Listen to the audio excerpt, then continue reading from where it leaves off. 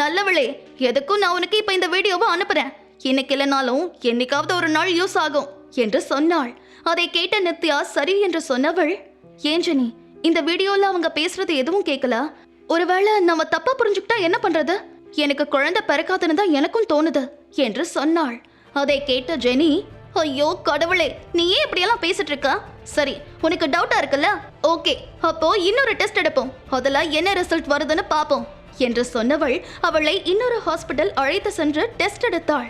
Report அன்றே வந்துவிடும் என்று ஹாஸ்பிட்டலில் சொல்லிவிட நித்யாக்குத்தான் பதட்டமாக இருந்தது. ஒரு வழியாக ரிப்போர்ட் வந்துவிட அதை பிரித்து பார்த்தவளுக்கு அதிர்ச்சி காத்திருந்தது. அதில் நித்யாவிற்கு குழந்தை பிறப்பதில் எந்த பிரச்சனையும் இல்லை என்று போட்டிருந்தது.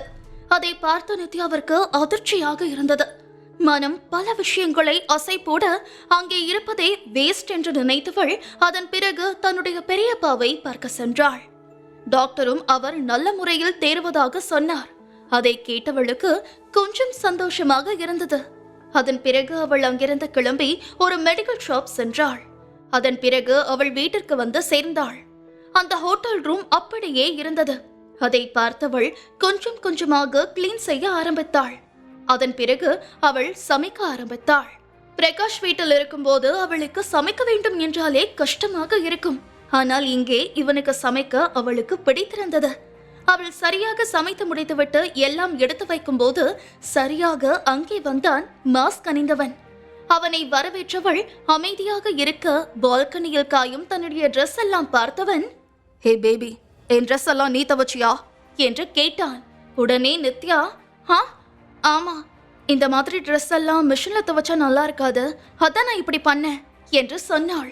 அதை கேட்டவன், இங்க பாரு, நீ இந்த மாதிரி வேலையெல்லாம் பார்க்க அவசியம் இல்ல, அதெல்லாம் வேலைக்காரங்க பாத்துக்குவாங்க என்று சொன்ன உடனே அவள், இல்ல, எனக்கு இது ஓகே தான், நான் ஹாப்பியா தான் இதெல்லாம் செய்றேன் என்று சொன்னாள். அதை கேட்டு லேசாக சிரித்தவன் மெல்ல அவள் அருகே வந்து அவள் உதட்டில் முத்தம் கொடுத்தான். என்னாச்சு நித்யா, அசையாம அப்படியே நின்னுட்ட என்று கேட்டான். உடனே அவள், அதெல்லாம் ஒன்னும் இல்ல என்று தட்டு தடுமாறி சொன்னாள். அவள் பேச்சில் உள்ள தடுமாற்றத்தை உணர்ந்த மாஸ்க் அணிந்தவனுக்கு லேசான புன்னகை தோன்ற அவன், சரி சரி, இந்த மாதிரி நடந்தா வெக்கம் வர்றது சாதாரணம் தான், ஆனா இனி எத்தனை நாள் வெக்கப்பட முடியும், நமக்குள்ளதான் எல்லாம் நடந்துருச்சு என்று சொல்லி சிரித்தான். அதை கேட்ட நித்யாவிற்கு இன்னும் வெட்கம் தோன்ற அமைதியாக சாப்பிட்டாள்.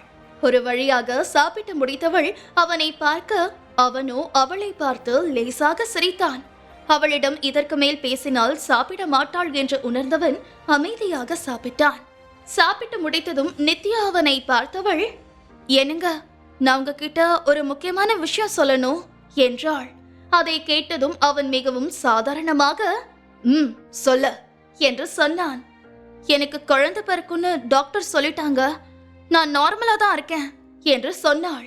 அதை கேட்டதும் அவன் அவளை பார்த்து, அதுதான் எனக்கே தெரியுமே என்று சொன்னான்.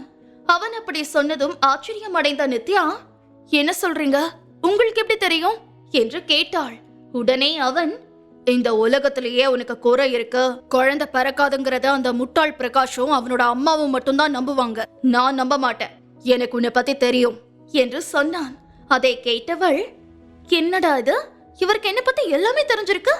அவள் மனதில் என்ன யோசிக்கிறாள் என்பதை பார்வையாலேயே உணர்ந்தவன், இங்க பாரு, நீ என்ன யோசிக்கிறன்னு எனக்கு தெரியும், ஒருவேளை நான் உன்னை பாதிலேயே விட்டுட்டா ஒரு குழந்தை கூட இருக்குமேன்னு யோசிக்கிற, அப்படிதானே? கவலைப்படாத, நீ ஏன் என்னை விட்டு போகாம நான் உன்னை எப்பவும் விட மாட்டேன் என்று சொன்னான். அந்த நாள் அப்படியே முடிய அடுத்த நாள் காலையில் எழுந்தாள் நித்யா. அவளுக்கு இப்போதும் டயர்டாகத்தான் இருந்தது. அவள் தன்னுடைய மொபைலை எடுத்து பார்க்க அவளுக்கு மாஸ்க் மனிதனிடம் இருந்து மெசேஜ் வந்திருந்தது. அதை பார்த்தவள் அதிர்ச்சி அடைந்தாள். அட, இவனுக்கு என்ன பத்தி எல்லாம் தெரிஞ்சிருக்கே என்று மனதிற்குள் நினைத்து கொண்டாள். அப்போது அவள் போன் அடித்தது. ஜெனிதான் கால் செய்தாள். உடனே அட்டன் செய்த நித்யா, சொல்லு ஜெனி என்றாள். ஹே, எனக்கு ஒரு பார்ட்டி இருக்கு நித்யா, நம்ம போலாமா என்று கேட்டாள். ஹே, இல்ல, நான் வரல, எனக்கு டயர்டா இருக்கு என்று சொன்னாள் நித்யா. அதை கேட்ட ஜெனி, அப்படி என்ன வேலை பார்த்து உனக்கு டயர்டா இருக்கு என்று கேட்டாள். அவள் அப்படி கேட்டதும் நேற்று நடந்ததை நினைத்தவள் லேசாக புன்னகை செய்துவிட்டு, அதெல்லாம் ஒன்னும் இல்ல, நான் வரேன் என்று சொன்னவள் போனை கட் செய்துவிட்டு மாஸ்க் மனிதனுக்கு ஹாய் பிஸியா என்று மெசேஜ் அனுப்பினாள். உடனே அவனிடம் இருந்து அழைப்பு வந்தது. போனை அட்டன் செய்தவள் ஹலோ, இன்னைக்கு ஒரு நாள் நான் உங்க கூட இல்லைன்னா உங்களுக்கு ஓகேவா என்று கேட்டாள். அவள் அப்படி கேட்டதும் சிரித்தவன் ஏன் உனக்கு டெய்லி என் கூட இருந்து டயர்ட் ஆயிடுச்சா என்று கேட்டான். உடனே தடுமாறியவள் அது என் ஃப்ரெண்டு கூட வெளியே போறேன் என்று சொன்னாள். யார் அந்த ஃப்ரெண்டு என்று கேட்டான் அவன். என்னோட ஃப்ரெண்டு, அவ பேரு ஜெனி என்று சொன்னாள். அதை கேட்டவன் தாராளமா போயிட்டு வா, ஆனா அடிக்கடி இப்படி போக முடியாது என்று சொன்னவன் போனை கட் செய்து விட்டான். அவன் சொன்னதை கேட்டவளுக்கு ஒரு கணம் என்ன செய்ய என்றே புரியவில்லை. இவர் என்ன எனக்கு குழந்தை பிறக்கும்னு ரொம்ப கான்பிடென்டா இருக்காரு, எனக்கே இந்த நம்பிக்கை இல்லையே என்று மனதிற்குள் நினைத்து கொண்டவள் அதன் பிறகு ஹாஸ்பிட்டல் செல்ல தயாரானாள். அப்போது அவளை அழைத்து செல்ல அங்கே வந்த ஜெனி அந்த அறையை நன்றாக மோப்பம் பிடித்தாள். அதை பார்த்த நித்யா, ஹே ஜெனி, நீ என்ன பண்ற என்றாள். உடனே ஜெனி, நான் செக் பண்ணிட்டு இருக்கேன், உன்னோட ரகசிய காதலன் உன்னை மட்டும்தான் நினைக்கிறாரா இல்ல வேற யாரும் இருக்காங்களான்னு கண்டுபிடிக்கிறேன் என்றாள். நாய்க்கே டஃப் கொடுப்ப போல மோப்பம் பிடிச்சு எல்லாம் கண்டுபிடிப்பியா என்று கேட்டாள் நித்யா. ஆமா, ஒருவேளை அவருக்கு வேற பொண்ணு கூட பழக்கம் இருந்தா இந்த ரூம்ல இன்னொரு சென்ட் ஸ்மெல் கூட வரும். ஆனா இங்க அப்படி எதுவும் வரல. சோ அவர் நல்லவர் தான், அதனால பிரச்சனை இல்ல என்று சொன்னாள். அதன் பிறகு இருவரும் கொஞ்ச நேரம் நித்யாவின் வேலை மற்றும் பிற விஷயங்களை பேசிவிட்டு கிளம்பினார்கள். தன்னுடைய பெரியப்பாவிற்கு சாப்பாடு கொடுத்தவள் அதன் பிறகு அவருடன் பேசிவிட்டு மதிய நேரம் போல கிளம்பினார்கள்.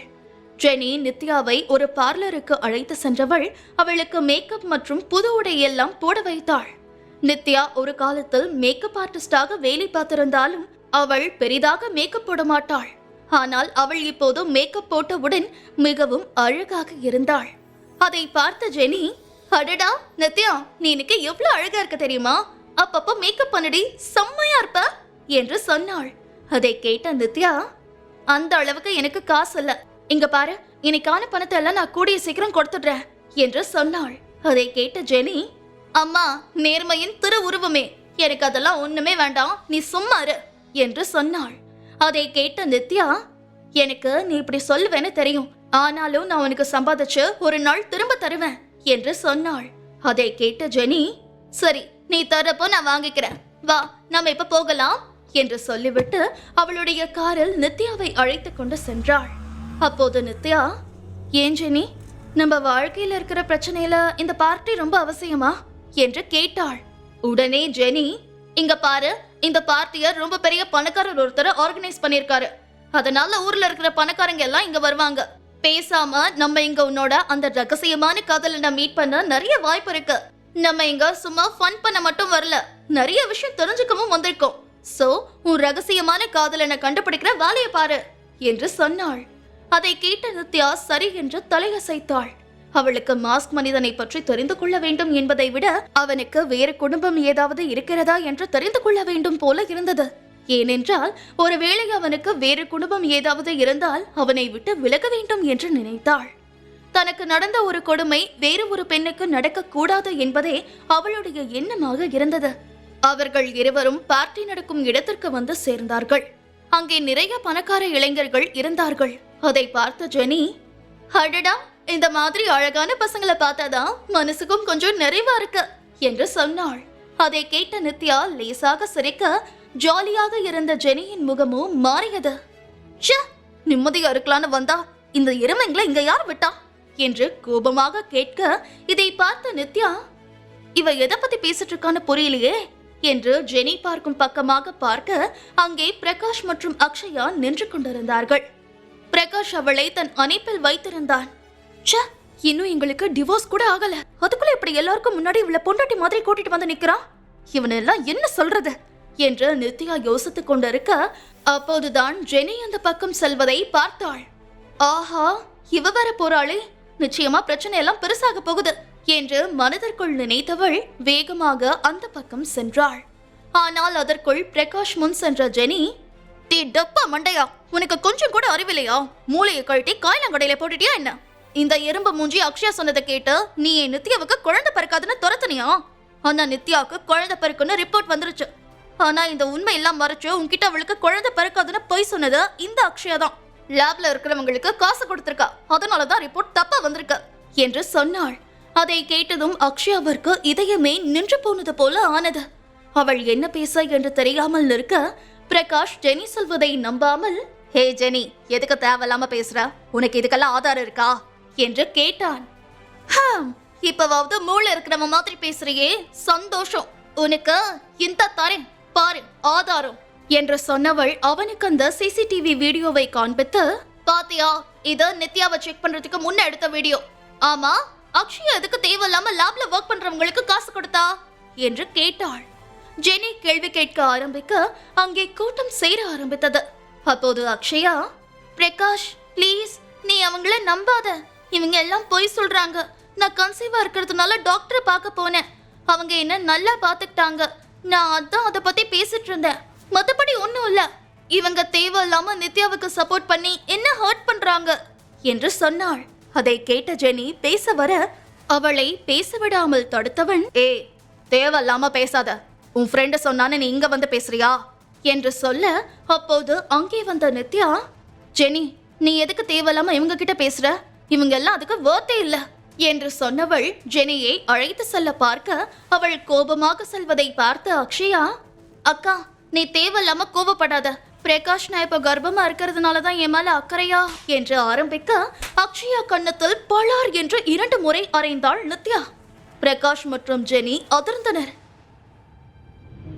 முழு கதையையும் கேட்டு மகிழ பாக்கெட் FM ஆப்பை டவுன்லோட் செய்யுங்கள். லிங்க் டிஸ்கிரிப்ஷனில் கொடுக்கப்பட்டுள்ளது.